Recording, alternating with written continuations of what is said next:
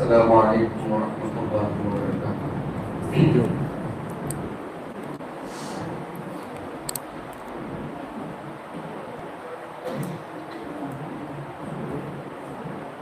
الحمد للہ رب العالمین والعاقبۃ للمتقین والصلاة والسلام علی نبینا محمد وعلی آلہ واصحابہ اجمعین ومن تبعهم بإحسان إلى يوم الدين، أما بعد فأعوذ بالله من الشيطان الرجيم، بسم الله الرحمن الرحيم. ألم تر كيف فعل ربك بعاد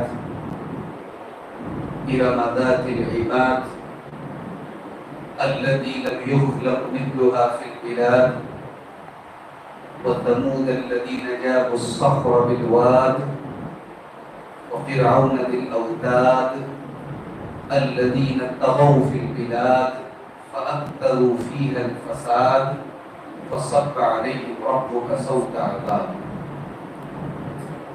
معزز علماء کرام، محترم بزرگوں، نوجوان ساتھیوں، اور اگر اس مسجد میں اس درس میں مذکورات کا بھی انتظام ہے تو میری معزز دعا ہے۔ پہلی مرتبہ آپ کے اس گاؤں، اس بستی تلولی میں آنا ہوا اور انتہائی معذرت آپ سب سے چاہتا ہوں۔ بہت ہی بھاگم بھاگ بھی آنے کے باوجود کافی تاخیر ہو گئی۔ ارادہ یہ تھا کہ عشاء کی جماعت آپ کی اس مسجد میں ملے، لیکن آپ جانتے ہیں شام کا ٹائم ممبئی کے لیے بہت ہی ٹریفک کا رش کا ٹائم ہوتا ہے، اور تقریباً ایئرپورٹ پر باہر نکلتے نکلتے مجھے 6:45 ہو گئے۔ بہت مشکل تھا وقت پر پہنچنا، کہ بہرحال ہمارے بھائیوں کی محنتوں اور کوششوں سے میں آپ کے درمیان پہنچا ہوں۔ اللہ تعالیٰ ہماری اس حاضری کو قبول فرمائے، ہم سب کے یہاں جمع ہونے کو قبول فرمائے، ہمیں کتاب و سنت کی باتوں کو کہنے سننے سے زیادہ عمل کرنے کی توفیق عطا فرمائے۔ اس وقت ہمارا ملک مختلف قسم کی قدرتی آفتوں اور مصیبتوں سے جوجھ رہا ہے، اس میں مبتلا ہے۔ ابھی بنارس جہاں سے میں آیا ہوں، وہاں گنگا اور ورونا ندی کے کنارے جو مکانات آباد ہیں، زیادہ تر مکانات اس وقت پانی میں ڈوبے ہوئے، پانی میں سیلاب آیا ہوا ہے، ندی میں پانی بہت بڑا ہوا ہے، اور ہزاروں لوگ بے گھر ہو چکے ہیں اور مجبور ہو گئے ہیں اپنے روزی روٹی سے، اپنے کام دھندے سے۔ اس کے بعد ابھی آپ نے خبر سنی ہوگی اتراکھنڈ کے علاقے دھرالی میں بادل پھٹا، اور جو ویڈیو سوشل میڈیا پر ہمارے سامنے آ رہے ہیں بڑے ہی خوفناک ویڈیو۔ اچانک بادل پھٹتا ہے اور تاش کے پتوں کی طرح پوری پوری بلڈنگیں گر جاتی ہیں، اور کتنے لوگ مرے ہیں، کتنے لوگ لاپتہ ہیں، ابھی کوئی ٹھکانہ نہیں، کوئی اتا پتہ۔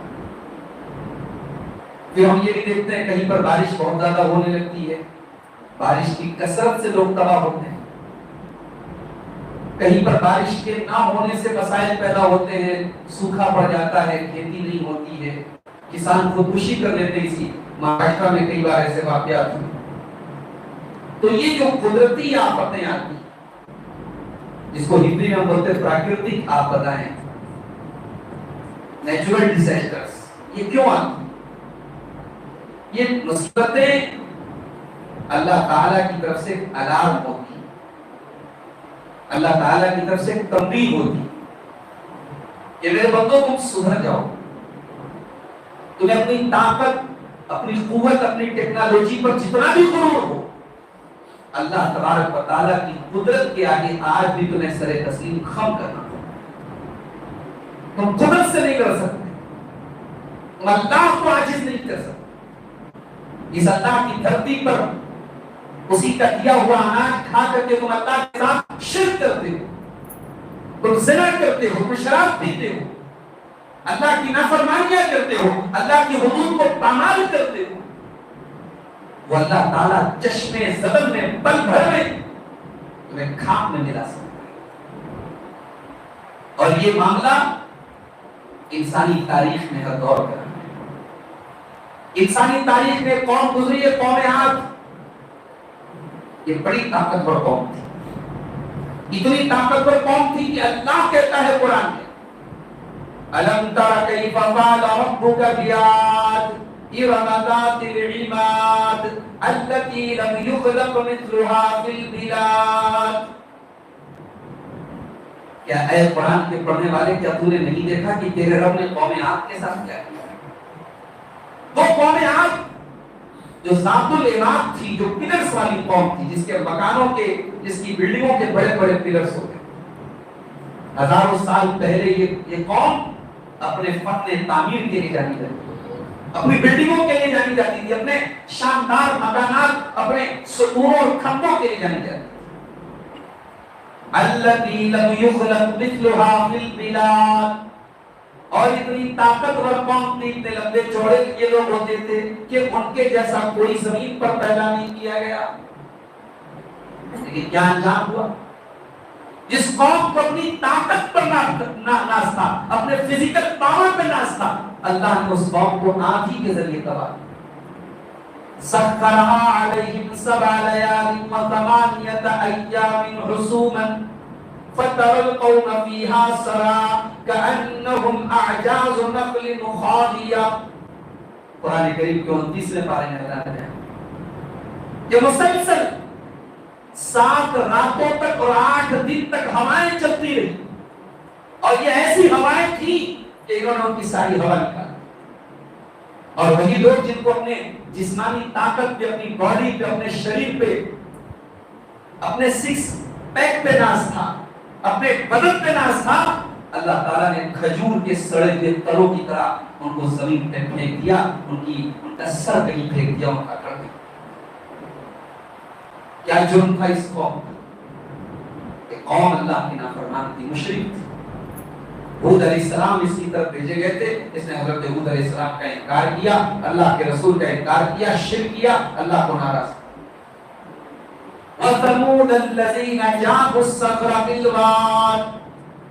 اور اے قرآن کے پڑھنے والے تو ذرا دیکھ کہ ہم نے قوم سمود کے ساتھ کیا کیا، جو پہاڑوں سے پتھر تراش تراش کر کے مکان بناتی تھی. اس زمانے میں مشینیں نہیں تھی، اس زمانے میں ٹیکنالوجی اتنی ڈیولپ نہیں تھی، مگر قوم سمود پہاڑوں سے پتھر کاٹ کاٹ کے مکان بناتی تھی. اور ایک بات بول، کوئی بتا سکتا ہے قوم سمود کی طرف کون سے نبی بھیجے گئے؟ بچے بتائیں، بچے بتا سکتے ہو؟ حضرت صالح علیہ السلام بھیجے گئے تھے قوم سمود. اور اللہ تعالیٰ نے ایک اونٹنی کو بھیجا تھا، اور یہ اونٹنی ایک معجزے کے طور پہ اللہ کی طرف سے آئی تھی. یہ پیدا نہیں ہوئی تھی، یہ نازل ہوئی تھی. اور یہ جو اونٹنی آئی تھی تو حضرت صالح علیہ السلام نے اپنی قوم سے کہا تھا کہ خبردار، اس اونٹنی کے جب پانی پینے کا ٹائم ہو تو اپنے جانوروں کو سائیڈ میں کرو، اس اونٹنی کو چھیڑنے کی کوشش مت کرو. لیکن قوم کے لوگ بڑے نالائق تھے، بڑے بدبخت تھے. انہیں کچھ لوگوں نے کہا کہ نہیں، اس اونٹنی کی وجہ سے ہمیں پرابلم ہو رہی ہے، ہمارے جانوروں کو پانی پینے میں دیر ہو رہی ہے. تو ان میں سے ایک بدبخت اٹھا اور اس نے جا کر کے اس اونٹنی کو قتل کرنا. اب ذرا غور کیجیے گا میرے بھائی، صالح علیہ السلام کی قوم میں اونٹنی کو قتل کرنے والا ایک آدمی تھا، مگر قرآن کیا کہتا ہے؟ فَكَذَّبُوهُ فَعَقَرُوهَا فَدَمْدَمَ عَلَيْهِمْ رَبُّهُمْ بِذَنبِهِمْ فَسَوَّاهَا. ان کی قوم نے حضرت صالح علیہ السلام کو جھٹلایا اور انہوں نے اونٹنی کو قتل کر دیا. اللہ نے اقرو کا لفظ استعمال کیا، عربی گرامر کی اطلاع سے پلورل کا صیغہ، جمع کا صیغہ استعمال کیا، یعنی کرنے والا کام تو ایک آدمی تھا، مگر اللہ تعالیٰ اس کے رسپانسبل پوری قوم کو قرار دے رہا ہے. کیوں؟ برائی ہو رہی ہو اور آپ برائی پر سائلنٹ ہو، آپ برائی پر خاموش ہو، آپ برائی سے ایگری ہو، تو آپ کا شمار بھی بروں میں ہو. کچھ نہیں تو کم سے کم آپ برائی کو برا کہنے کا گٹس رکھیے، کچھ نہیں تو کم سے کم ایمان ہے کہ برائی کو آپ دل میں تو برائی سمجھیں. اگر اس لیول پر ہم پہنچ گئے کہ برائی ہو رہی ہے اور ہمیں یہ لگتا ہے چلو چل رہا ہے زمانہ بہت آگے بڑھ چکا ہے, ہم وہ دور دیکھ رہے ہیں. میں تو آپ تو ممبئی جیسے شہر میں رہتے ہیں تو بہت چھوٹے, بنارس بہت ممبئی کے مقابلے میں بہت چھوٹا شہر ہے, اور پھر بنارس کے قریب میں کچھ گاؤں میں کچھ بستیوں میں جب جاتا ہوں. ابھی کل میرا پروگرام مئو میں تھا, بنارس سے 100 کلومیٹر دور ایک جگہ پڑتی ہے, بڑی علمی جگہ ہے, بڑی پرانی جگہ ہے, بڑی قدیم جگہ ہے مئو کی. سر ایک نوجوان میرے پاس آیا کہ مولانا کوئی مہینہ ایسا نہیں گزرتا جب کسی مسلمان لڑکی کا کسی غیر مسلم لڑکے کے ساتھ افیئر کا, بھاگنے کا, شادی کرنے کا اور کسی طریقے سے مرتب ہونے کا معاملہ نہ آتا ہوں. ہر مہینے میں 30 کے قریب کیس وہ نوجوان کہہ رہا تھا میرے سامنے. اور یہ ممبئی سے بہت دور اتر پردیش کے چھوٹے سے قصبے اور ٹاؤن کی بات کر رہا ہوں. اب ممبئی اور چنئی اور کلکتہ اور بنگلور جیسے میٹرو سٹیز کا کیا حال ہوگا, کہاں جا رہی ہماری قوم, کہاں جا رہی ہماری نوجوان نسل. اب ہمارے کان آدھی ہو گئے کہ صاحب چلو ٹھیک ہے فلاں لڑکی کا فلاں کے ساتھ افیئر یا فلاں لڑکی کسی غیر مسلم لڑکے کے ساتھ بات ہے. ہمارے کان ان خبروں کو سننے کے عادی ہو گئے. یاد رکھو میرے بھائیوں, صالح علیہ السلام کی قوم میں اونٹنی کو قتل کرنے والا ایک آدمی, مگر قرآن نے کیا کہا, فَكَذَّبُوهُ فَعَقَرُوهَا, ان سب نے اونٹنی کو قتل کیا تھا, اس کے رسپانسیبل سب تھے, اس کے ذمہ دار سب تھے, اور اللہ کا عذاب آیا تو سب پر آیا. اور اللہ کا عذاب کیسا آیا؟ فرمایا فَأَمَّا ثَمُودُ فَأُهْلِكُوا بِالطَّاغِيَةِ, ان کے اوپر ایک زبردست آواز کی شکل میں, ایک چنگار کی شکل میں عذاب آیا, جس نے ان کے کانوں کے, ان کے دلوں کے پردے پھاڑے, ان کے کلیجے پھاڑے. کبھی کبھی آواز بھی عذاب بن جاتی.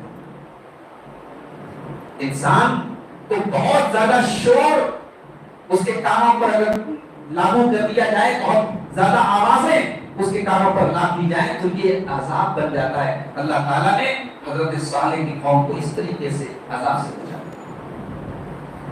اس کے بعد فرمایا وَفِرْعَوْنَ ذِي الْأَوْتَادِ, اور اے قرآن کے پڑھنے والے تو ذرا دیکھ ہم نے فرعون کے ساتھ کیا کیا. وہ فرعون جو اتنا طاقتور تھا کہ ذو الاوتاد تھا, وہ لوگوں کو اتنا ظلم کیا کرتا تھا کہ سولی چرانے کے پہلے ان کے ہاتھ اور پیر میں کیڑے ٹھکوا دیتا تھا, نیچے کروا دیتا تھا. اتنا بڑا ظالم تھا. ایک کاہن کے کہنے پر, جس کاہن نے اس سے کہا تھا تیری حکومت میں بچہ پیدا ہوگا جو آگے چل کر کے تیری حکومت کو ختم کرے گا, اتنا بڑا ظالم تھا فرعون. اس نے حکم دے دیا کہ بنی اسرائیل میں جتنے بچے پیدا ہوں, جتنے میل پیدا ہو, بچے لڑکے پیدا ہو, سب کو قتل کر دیا جائے. اتنا بڑا ظالم, اور طاقت کتنی تھی اس کے پاس. کہا کرتا تھا ہاذِهِ الْأَنْهَارُ تَجْرِی مِن تَحْتِی, یہ دریائے نیل میری حکومت میں بہتا ہے, یہ دریائے قلزم میری حکومت میں بہتا ہے, یہ بڑی بڑی ندیاں میری حکومت میں بہتی ہیں, میں ان کا مالک. اللہ کا مذاق اڑایا, موسیٰ علیہ السلام کا مذاق اڑایا. انجام کیا ہوا؟ جن ندیوں پر ناز تھا فرعون کو, انہی ندیوں میں سے ایک ندی کو اللہ تعالیٰ نے فرعون کی قبر بنا دیا, فرعون کی کا مقتل بنا دیا, فرعون کے مرنے کی جگہ بنا دیا. دریائے قلزم میں ڈوب کر کے, ڈوبا کر کے اللہ تعالیٰ. تو یہ قوم عاد, قوم ثمود اور فرعون یہ the most powerful persons تھے اپنے زمانے میں, سب سے طاقتور لوگ تھے. ان کی طاقت اللہ کے عذاب کے مقابلے میں ان کا جرم کیا تھا؟ الذین طغوا فی البلاد فاکثروا فیہا الفساد, انہوں نے اللہ کی دھرتی پر, اللہ کی زمین پر انہوں نے سرکشی کیا تھا, اللہ کے قانون سے بغاوت کی تھی, اللہ کے قانون کو توڑا تھا. آج ہم اور آپ کیا کر رہے ہیں؟ ذرا غور کرو, 24 گھنٹے میں کتنے منٹ ایسے ہیں جو اللہ کی فرما برداری میں گزارے, اور کتنے منٹ ایسے ہیں جو اللہ کی نافرمانی میں. وہ علامہ اقبال کا شعر ہے کہ مسجد भर में ईमान की हरारत वालों ने मन अपना पुराना पापी था, बरसों में नमाजी करते। मुसलमान मुआशरे की अक्सरियत नमाज से दूर, मुसलमान मुआशरे की अक्सरियत तौहीद से दूर, मुसलमान मुआशरे की अक्सरियत दीन के मामले में नावाकिफ, मुसलमान औरतों की अक्सरियत पर्दे से दूर, मुसलमान नौजवानों की अक्सरियत दीन से दूर। फाख्तरू फीहल फसाद। हमारी जिम्मेदारी तो और ज्यादा बनती है। हमें उनसे शिकवा नहीं है जो काफिर है, जो मुशरिक है, जो अल्लाह को नहीं मानते। हम तो ला इलाहा इल्लल्लाह पढ़ने वाले हैं, हम तो मोहम्मद रसूलुल्लाह पढ़ने वाले हैं। क़यामत दिन हमसे ज्यादा सवाल हो, हमारे कंधों पे ज्यादा रिस्पांसिबिलिटी है। हमसे पूछा जाएगा कि तुझे इतनी बड़ी नेमत मिली थी, तुझे तौहीद मिली थी, तुझे मोहम्मद रसूलुल्लाह का उम्मती बनाया गया, तूने क्या? तूने भी वही काम किया जो कौम आद ने किया, जो कौम समूद ने किया, जो फिरौन ने किया। अल्लज़ीना तगौ फिल बिलाद फअक्सरू फीहल फसाद, कि इन्होंने जमीन में सरकशी की और खूब फसाद मचाया। अंजाम क्या हुआ? फसब्बा अलैहिम रब्बुका सौता अज़ाब। अल्लाह ताला ने अपने अज़ाब का कोड़ा बरसाया। ऐसा कोड़ा जब कोई बरसाता है, किसी जल्लाद को आप देखिए जब किसी को कोड़ा मारता है तो एक बार मार के छोड़ दे, कोड़ा बार बार बरसता है। अल्लाह ताला ने अजाब को कोड़ा करार दिया कि अल्लाह अपने अजाब का कोड़ा बरसाएगा। कभी कोविड की शक्ल में अल्लाह का अजाब आएगा, कभी सैलाब की शक्ल में आएगा, कभी बारिश की कसरत की शक्ल में आएगा, कभी बारिश को रोक करके आएगा, कभी सुनामी की शक्ल में आएगा, कभी ज़लज़ले की शक्ल में आएगा। अल्लाह के अजाब का कोड़ा बरसेगा जब जमीन में अल्लाह की नाफरमानी की जाएगी, जब जमीन में सरकशी। मेरे भाइयों, इससे पहले कि तौबा का दरवाजा बंद हो जाए, हमें और आपको चाहिए कि अल्लाह से तौबा, अल्लाह से माफी मांग ले, अल्लाह के सामने गिड़गिड़ाए। और इसीलिए कुरान कहता है फलौला इज़ जाअहुम बासुना तज़र्रऊ वलाकिन क़सत क़ुलूबुहुम व ज़य्यन लहुमुश-शैतानु मा कानू यअमलून। मेरे बंदो, जब मेरा अज़ाब आया तो होना तो ये चाहिए था कि तुम्हारे दिल पिघल जाते, तुम अल्लाह के सामने क्रिया बसारी करते, गिड़गिड़ाते, तज़र्रुअ करते, लेकिन तुम्हारे दिल सख्त हो जाते। अब आइए कुरान और सुन्नत की रोशनी में चंद ऐसी चीजें आपके सामने बयान करके मैं बात खत्म करूंगा कि वो चीजें जो पहले की उम्मतों पर भी अजाब का सबब बनी थी और इस उम्मत के अंदर भी अगर वो काम होगा तो अल्लाह का अजाब आएगा। ये अल्लाह के अजाब के, आप कह सकते हैं कि ये जो चीजें मैं बयान करने जा रहा हूँ ये अल्लाह के असबाब के रीजंस हैं, अल्लाह के असबाब की वजह बन करके ये चीजें सामने आती हैं। जब किसी कम्युनिटी में, किसी समाज में ये चीजें पैदा हो तो अल्लाह का अजाब आएगा। चंद चीजें हैं, मैं वो आपके सामने बयान करके अपनी गुफ्तगू। उसमें सबसे पहली चीज क्या है? आइए बुखारी के हदीस पढ़ते हैं। अल्लाह के रसूल की अदालत में केस आया, एक औरत थी, उसका नाम फातिमा था। उस औरत ने चोरी, इस्लाम में चोरी की सजा क्या है? हाथ काट देना। अब वो अलग बात है, उसके रूल्स एंड रेगुलेशन है, कितनी चोरी पर हाथ कटेगा। पहले बायां हाथ कटेगा, वो भी कलाई तक कटेगा, रूल एंड रेगुलेशन। लेकिन इस्लाम में सजा है चोरी के हाथ काट। अब चोरी चाहे मर्द करे चाहे औरत करे, इस्लाम में हाथ काटने की सजा है। ये हद है, ये कानून है अल्लाह का। वो औरत कौन से कबीले की थी? बनु मखज़ूम कबीले। ये कबीला कौन सा था? ये हज़रत खालिद बिन वलीद का कबीला था। बहुत बड़ा खानदान था, बहुत यानी रेप्यूटेड खानदान था, रिस्पेक्टेड खानदान था, बड़ी इज्जत थी इस खानदान। उस औरत ने चोरी, नबी के सामने मामला आया, आपने कहा कि हाथ काटा जाए। खानदान वाले परेशान हो कि साहब हमारे खानदान की औरत का हाथ कटेगा तो बड़ी बदनामी की बात हो जाएगी।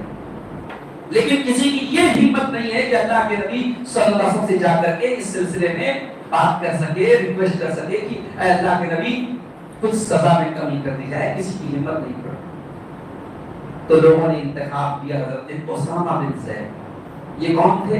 ये अल्लाह के रसूल के बड़े लाडले थे।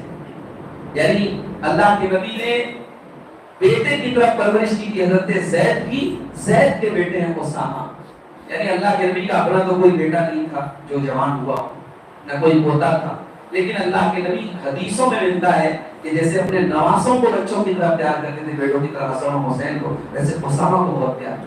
اسامہ حب رسول اللہ ہے، یعنی اللہ کے رسول کے بڑے محبوب صاحب۔ اچھا ایک بات بتاؤ، دنیا کے بڑے بڑے لیڈر جب اسٹیج پہ کھڑے ہوتے کہتے صاحب قربانی دو، یہ کرو وہ کرو، اللہ کی راہ میں جہاد کرو، یہ کرو وہ کرو، اور ان کے اپنے بچے کہاں پڑھ رہے ہیں؟ یورپ میں پڑھ رہے ہیں، امریکہ میں پڑھ رہے ہیں۔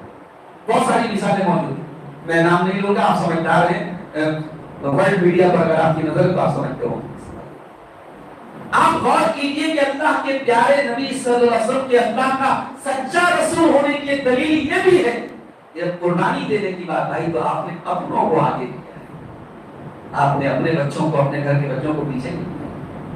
اللہ کے نبی نے اپنے انتقال کے پہلے جو لشکر روانہ کیا تھا دنیا کی سپر پاور سے لڑنے کے لیے، رومن ایمپائر سے لڑنے کے لیے، اس لشکر کا کمانڈر کس کو بنایا تھا؟ اے نوجوانوں، انسٹاگرام میں ڈوبے رہنے والوں اور ویڈیو گیم کھیلنے والوں اور موبائل میں لت پت رہنے والے نوجوانوں، اللہ کے نبی نے اپنی زندگی کا آخری لشکر جو روانہ کیا تھا اس کا کمانڈر 18 سال کے نوجوان کو بنایا تھا، جس کو بیٹے کی طرح پیار کرتے تھے، اس شخصیت کا نام اسامہ بن زید تھا۔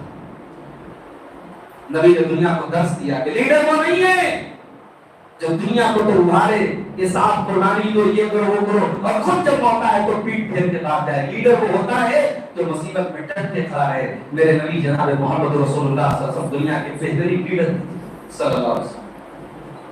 تو لوگوں نے اسامہ بن زید سے کہا کہ آپ سفارش کر دیجئے اللہ کے نبی کے پاس۔ بخاری کے الفاظ ہیں فَقَلَّمَهُ اسامہ، اسامہ اللہ کے نبی کے پاس آ کر کے اس لڑکی کے بارے میں سفارش کرنے لگے، اس کا ہاتھ نہ کاٹا جائے، کوئی اور سزا دے دی جائے، کوئی پینالٹی لگا دی جائے۔ اللہ کے پیارے نبی کا چہرہ غصے سے لال ہو گیا۔ آپ نے فرمایا اتشفع فی حد من حدود اللہ، اے اسامہ کیا تو اللہ تعالیٰ کے قانون کے بارے میں، اللہ کی حد کے بارے میں میرے پاس سفارش لے کر کے آیا ہے؟ اے اسامہ انما اہلک من کان قبلکم، تم سے پہلے کی امتیں اسی لیے ہلاک ہو گئی کہ جب ان میں کوئی بڑا آدمی کوئی کرائم کرتا تھا، کوئی جرم کرتا تھا، اس کو چھوڑ دیتے تھے، اور کوئی غریب آدمی کوئی چھوٹا آدمی وہی کام کرتا تھا اس کو سزا دیتے تھے۔ وَأَيْمُ اللَّهِ لَوْ أَنَّ فَاطِمَةَ بِنْتَ مُحَمَّدٍ سَرَقَتْ لَقَطَعْتُ يَدَهَا، اے اسامہ یہ تو کبیرہ بنو مخزوم کی لڑکی ہے، یہ تو فلاں خاندان کی عورت فاطمہ ہے، اگر میرے کلیجے کا ٹکڑا، اگر میری رگت جگر، اگر میری بیٹی فاطمہ بنت محمد بھی چوری کر دی اے اسامہ تو میری عدالت میں اس کے بھی ہاتھ کاٹنے کا فیصلہ تھا۔ یہ حدیث ہمیں بتاتی کہ دنیا میں قوانین کو نافذ کرنے میں ڈسکریمنیشن ہونے اور اللہ کے قانون پر عمل کرنے کے بجائے لوگ اللہ کے قانون سے بھاگنے لگے اور اللہ کے دین میں رخصتیں تلاش کرنے لگے۔ معاف کیجیے گا، بات تلخ ہے مگر سچی بات ہے کہ آج ہم علماء سے مسائل بھی پوچھتے ہیں تو دین کا مسئلہ جاننے کے لیے نہیں پوچھتے، ہم اپنی سہولت جاننے کے لیے پوچھتے ہیں۔ علماء نے ہزار بار بتایا ہے سود حرام ہے، مگر ہزار بار پوچھتے ہیں شیخ صاحب بڑی مجبوری ہے، لون نہیں لے گے تو کاروبار نہیں کر سکتے، کریڈٹ کارڈ کے بغیر ہمارا کام نہیں چل رہا ہے، شیخ صاحب لے سکتے ہیں کہ نہیں؟ آپ شریعت کا مسئلہ نہیں پوچھ رہے، آپ گنجائش نکالنا چاہ رہے ہیں۔ تو یہ تو وہی ان قوموں کا جن قوموں کو اللہ نے ہلاک کیا ان کی پہچان کی تھی کہ وہ کیا کرتے تھے، اللہ کے دین کے بارے میں چوزی ہوتے تھے، جہاں دین آسان لگتا تھا وہاں اپنا لیتے تھے، جہاں دین مشکل ہوتا تھا وہاں چھوڑ دیتے تھے۔ تو یہ قوموں کی ہلاکت کا ایک بہت بڑا سبب ہے۔ اور آگے حضرت عبداللہ بن عباس کہتے ہیں حج کا موقع تھا، اللہ کے پیارے نبی حج کے سفر پہ گئے تھے، نبی ساتھ میں تھا۔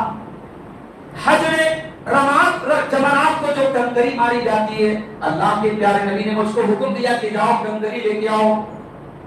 حضرت عبداللہ بن عباس کہتے ہیں میں نے چنے کے برابر کنکریاں لا کے، چنے کے برابر چھوٹی چھوٹی کنکریاں لا کر کے میں نے اللہ کے رسول کے ہاتھ میں، آپ نے فرمایا بِأَمْثَالِ هَٰؤُلَاءِ، اے عبداللہ بن عباس تم بالکل صحیح کنکریاں لائے ہو، اتنی بڑی ہی کنکریوں سے جمرات کو مارنا چاہیے۔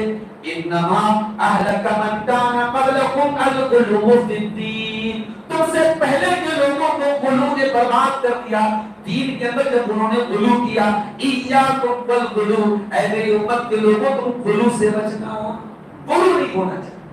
غلو کا مطلب کیا ہوتا ہے؟ شریعت نے جس چیز کی جو لمٹ بنائی ہے، آپ یا تو اس لمٹ سے کو بڑھا دیں یا گھٹا دیں، دونوں چیزیں غلط ہیں، دونوں غلو ہیں۔ ابھی محرم کا مہینہ گزرا، ماتم ہو رہا ہے، کالے کپڑے پہنے جا رہے ہیں، عورتیں نکل نکل کے سینہ پیٹ رہی ہیں، گھروں میں کھانا نہیں بن رہا ہے، رویا جا رہا ہے، سینہ پیٹ کیوں ہو رہا ہے بھائی؟ حضرت حسین کی محبت ہے۔ کوئی ہم سے پوچھے تمہیں حسین سے محبت ہے کہ نہیں؟ یقیناً محبت ہے، تو پھر تم حسین کی شہادت کا غم کیوں نہیں مناتے؟ کیونکہ دین ہم نے حسین سے لی، حسین کے نانا سے لیا ہے، اور حسین کے نانا کی تعلیم یہ ہے کہ 3 دن سے زیادہ کم کرنا ہے۔ ہم تمام صحابہ سے محبت کرتے ہیں، تمام اہل بیت سے محبت کرتے ہیں، مگر ہم کسی کے بارے میں غلو نہیں کرتے۔ اہل حدیث غلو کو، اور اہل حدیث کیوں غلو سے بچتا ہے؟ کیونکہ اللہ کے نبی نے فرمایا کہ دین کے اندر غلو سے بچو۔ قرآن کہتا ہے یا اہل الکتاب لا تغلوا فی دینکم، اے اہل کتاب اپنے دین میں غلو نہ کرو۔ اور آگے تو غلو جو ہے یہ ہلاکت ہے۔ ایک اور چیز دیکھیے، اللہ کے پیارے نبی فرماتے ہیں اتقوا الظلم اتقوا الظلم فإن الظلم ظلمات یوم القیامہ، ظلم سے بچو کیونکہ ظلم کرنے والا قیامت کے دن اندھیروں میں رہے گا۔ اللہ، بیٹی کا حق مارنے والا، بہن کا حق مارنے والا، بھائی کا حق غصب کرنے والا، پڑوسی کی زمین پر ناجائز قبضہ کرنے والا، کان کھول کے سن لے، جس دن تم مرے گا سب چھوڑ کے جانا پڑے گا۔ تیری قبر میں نہ تیرا وہ بیٹا کام آئے گا جس کے لیے تم نے یہ جائیداد بنائی، تیری قبر میں نہ وہ تیری بیوی کام آئے گی جس کے لیے تم نے یہ حرام کمائی کو اکٹھا، مزہ لیں گے تیرے وارثین، مزہ لیں گی تیرے بیوی بچے، اور تو قبر میں انجام ڈھونڈ دے گا۔ کسی پر ظلم مت کرو میرے بھائی۔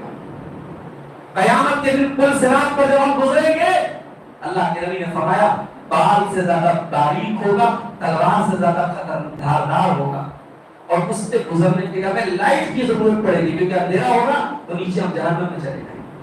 تو قیامت کے دن پل صراط پر گزرنے میں روشنی کس کو نصیب ہوگی؟ جو ایمان والا ہوگا، جس نے ظلم سے اپنے آپ کو بچایا ہوگا۔ جو دنیا میں ظلم کرے گا قیامت کے دن اسے اندھیرا ملے گا، وہ پل صراط پہ روح میں ٹھہر نہیں پائے گا، پل صراط تو گر جائے گا۔ اس کے بعد اللہ کے نبی نے فرمایا وَإِيَّاكُمْ وَالشُّحْ، اور شح سے بچو، فَإِنَّمَا أَهْلَكَ مَنْ كَانَ قَبْلَكُمْ الشُّحْ، تو سے پہلے کی امتوں کو شح نے ہلاک کر۔ وَإِنَّ الشُّحْ، شح کیا ہے؟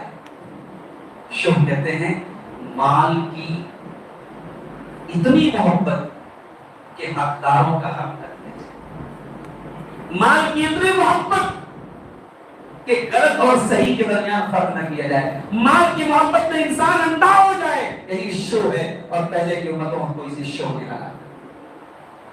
میرے بھائیوں، مال کمانا غلط نہیں، قرآن کہتا ہے وَإِنَّهُ لِحُبِّ الْخَيْرِ لَشَدِيدٌ، انسان کے دل میں مال کی محبت ہوتی ہے، مال کمائیے، خود مال کمائیے، امت کو مال کی میں ضرورت ہے، مگر مال کی محبت اللہ سے بڑھ کے نہ ہو جائے، رسول سے بڑھ کے نہ ہو جائے، اللہ کے دین سے بڑھ کے نہ ہو جائے۔ اسی لیے اللہ کے نبی اپنے صحابہ سے کہتے ہیں من فقر اخشى علیکم ولکن اخشى علیکم ان تبسط علیکم الدنیا، اے میرے صحابہ مجھے اس بات کا ڈر نہیں ہے کہ تم میرے بعد غریب ہو جاؤ گے، ولکن اخشى علیکم ان تبسط علیکم الدنیا، مجھے اس بات کا ڈر ہے کہ دنیا تمہارے اوپر کشادہ ہو جائے گی، دنیا پھیلا دی جائے گی، فتنافسوها، اور پھر دنیا کو پانے کے لیے تم ایک دوسرے سے لڑنا شروع کرو گے، فتہلککم کما اہلکتہم، اور دنیا تم کو ویسے ہی ہلاک کر دے گی جیسے پہلے کے لوگوں کو ہلاک کر دیا۔ ایک مرتبہ اللہ کے نبی نے صحابہ سے کہا، صحیح مسلم کی روایت، اے میرے صحابہ جب روم اور ایران کے خزانے پتہ ہو جائیں گے تو تمہارا کیا حال ہوگا؟ عبدالرحمن بن عوف رضی اللہ تعالیٰ عنہ نے کہا کہ اللہ کے رسول نکون کما امرنا اللہ عز وجل، اے اللہ کے نبی آپ ٹینشن نہ لیجیے، آپ فکر نہ کیجیے، روم کا خزانہ آ جائے، ایران کا خزانہ آ جائے، ہم تو ویسے ہی رہیں گے جیسے اللہ نے ہمیں حکم دیا ہے۔ آپ نے فرمایا نہیں، اور غیر ذالک، ہونا تو ایسا ہی چاہیے مگر ایسا ہوگا۔ اے میرے صحابہ، اے میری امت کے لوگوں، جب دنیا کا خزانہ تمہارے پاس آئے گا تتنافسون، تو تم ایک دوسرے سے کمپٹیشن کرنے لگو گے، مقابلہ کرنے لگو گے۔ مقابلہ ہی تو ہو رہا ہے، آج قناعت ختم ہے میری ماں اور بہنوں کے اندر سے نہیں قناعت. شوہر بیچارہ کم کما رہا ہے اور بیوی کی بہن کا شوہر مالدار ہے اور وہ اچھا کپڑا پہنے گی, اچھے زیورات پہنے, تو اپنے شوہر کو مینٹلی ٹارچر کرتی ہے. میری بہن تو یہ پہنتی ہے, میری بہن کا شوہر تو یہ لاتا ہے. مینٹلی ٹارچر کیا جاتا ہے, ایموشنلی ٹارچر کیا جاتا ہے, شوہر کو آمادہ کیا جاتا ہے کہ شوہر غلط راستہ اپنائے, ناجائز راستہ اپنائے, لیکن تیرے شوق اور تیرے ارمان پورے کر. زندگی میں قناعت سیکھو میرے. زندگی میں کوئی ایسا نہیں جس کی ساری تمنائیں پوری ہو جائیں. کسی کے پاس بہت دولت ہے لیکن باتوں کو نہیں, کسی کے پاس بہت اونچی بلڈنگ ہے اس کے قبروں میں کوئی رہنے والا نہیں. کسی کے گھر میں سب کچھ ہے, وفادار بیوی نہیں ہے, بیوی کے غیر مردوں کے ساتھ افیئرس. کسی کے گھر میں بیوی ہے, بچے ہیں, لیکن دولت نہیں ہے, آسائش نہیں ہے, سہولت نہیں ہے. تو دنیا میں کوئی ایسا نہیں جس کی تمام خواہشات پوری.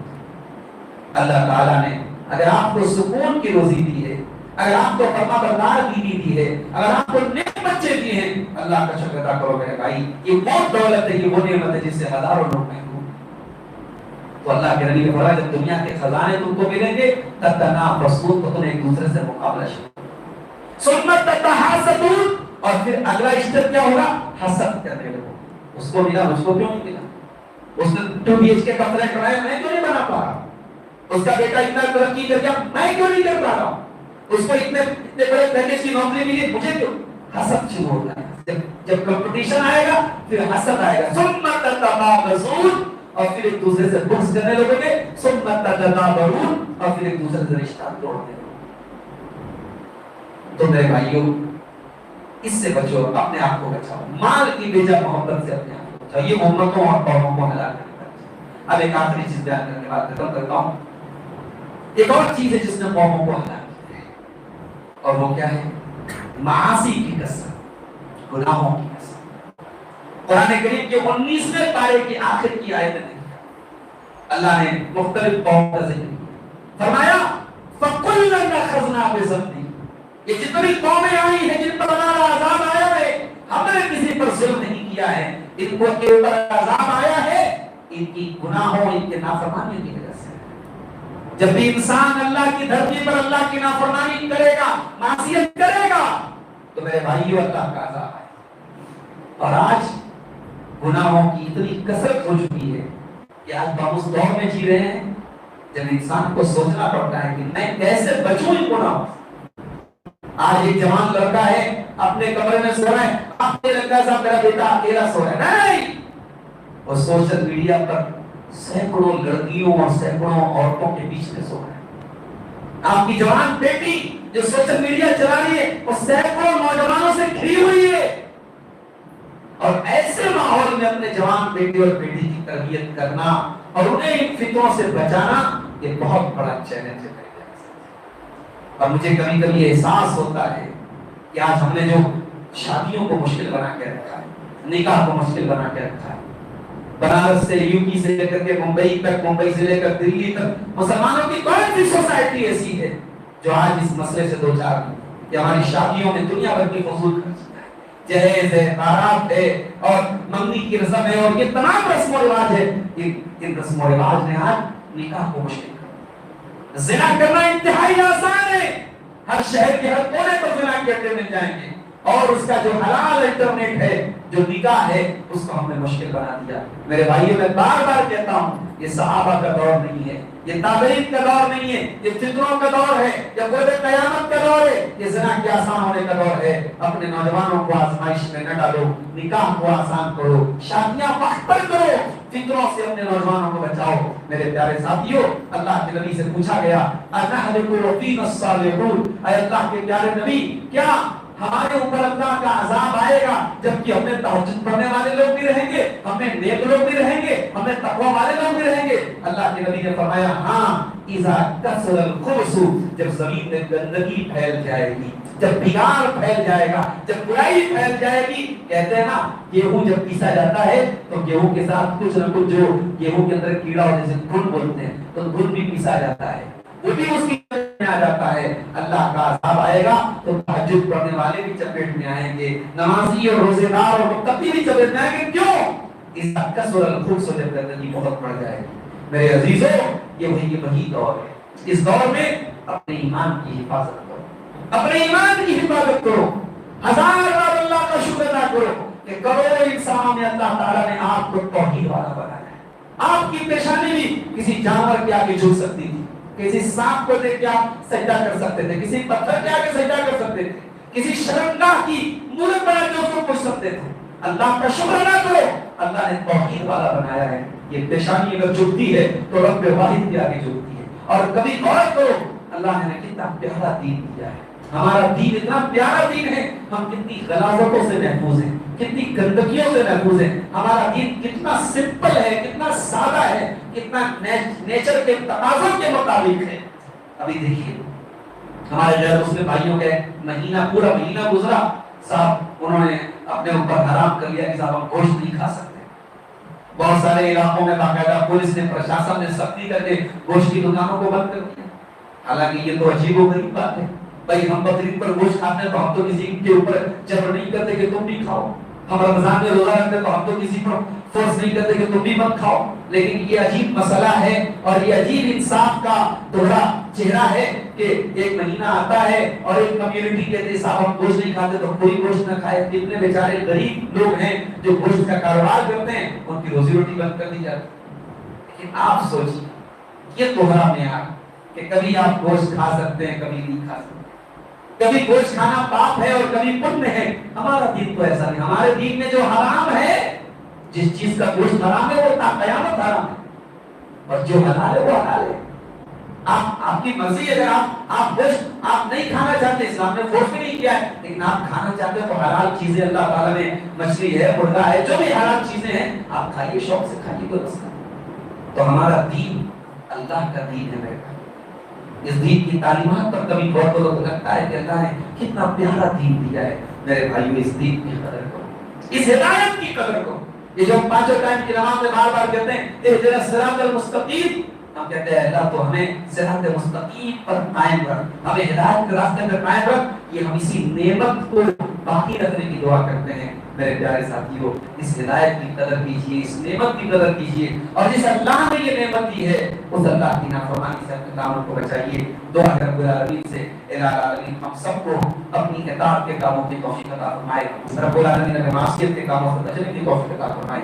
ہمارے نوجوان جو غلط راستوں پہ چل رہے ہیں، جو دین سے دور ہیں، جو علماء سے دور ہیں، جو دین کے تقاضوں پر عمل نہیں کر رہے ہیں، پروردگار ان کو دین سے جڑنے کی توفیق عطا فرمائے۔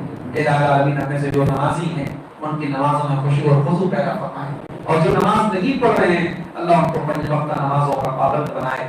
الہ العالمین ہماری ماں بہنوں کو بھی اسلامی پردے کا اور اسلامی تعلیمات اور اسلامی لباس کا ان کو عامل بنائے۔